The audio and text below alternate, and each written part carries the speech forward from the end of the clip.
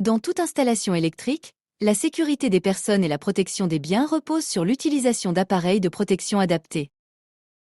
Ces dispositifs ont pour rôle principal de détecter les anomalies et d'interrompre rapidement le circuit pour éviter tout danger.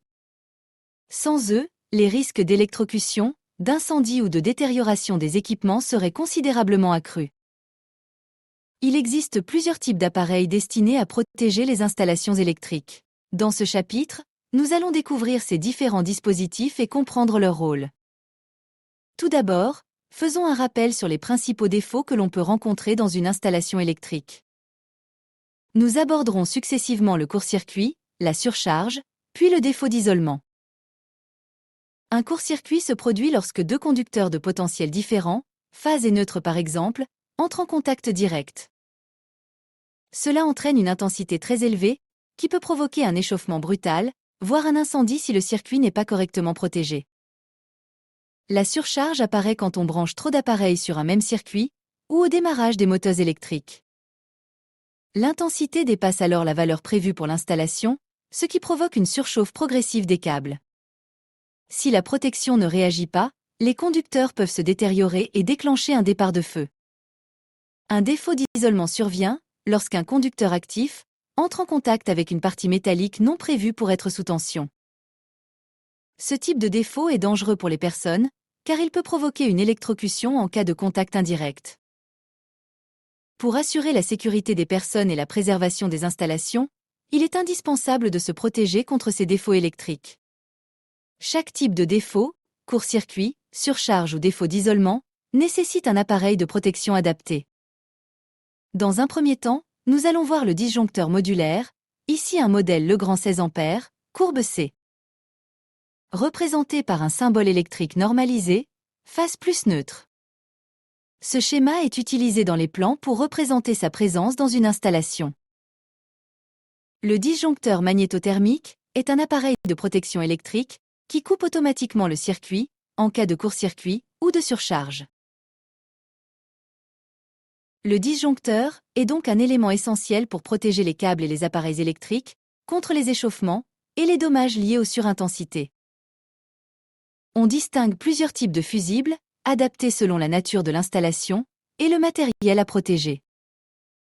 Le sectionneur à fusible est un dispositif qui combine deux fonctions. Il permet d'isoler un circuit en l'ouvrant manuellement, c'est le sectionnement. Cette manœuvre est réalisée uniquement hors charge.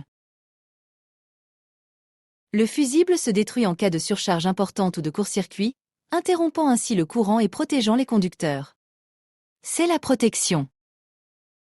Il existe des fusibles destinés aux usages généraux et d'autres spécialement conçus pour la protection des moteurs. Il est essentiel de ne pas les intervertir. Le sectionneur à fusible est donc un appareil de protection essentiel. Il est souvent utilisé en complément du disjoncteur pour sécuriser certaines parties de l'installation. Un interrupteur différentiel est un dispositif de protection destiné à assurer la sécurité des personnes. Il compare en permanence le courant qui circule dans la phase et celui qui revient par le neutre. En fonctionnement normal, les deux valeurs sont identiques.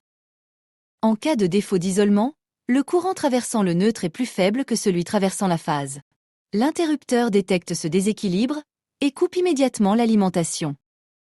En conclusion, l'interrupteur différentiel est un dispositif de sécurité indispensable. Il protège les personnes contre les électrocutions en coupant immédiatement le circuit en cas de courant de défaut. Il existe donc des différences essentielles entre ces dispositifs de protection. Voici un résumé des différences entre les appareils de protection. L'interrupteur différentiel. Il détecte les défauts d'isolement, il ne protège ni contre les surcharges, ni contre les courts-circuits. Il assure la protection des personnes. Le disjoncteur magnétothermique. Il ne détecte pas les défauts d'isolement, il déclenche en cas de surcharge et de court-circuit. Il assure la protection des circuits. Et enfin, le fusible. Comme le disjoncteur, il ne protège pas contre les défauts d'isolement. Il coupe uniquement en cas de surcharge, et surtout de court-circuit, en faisant fondre son fil fusible. Il assure la protection des circuits. L'interrupteur différentiel, le disjoncteur et le fusible sont complémentaires.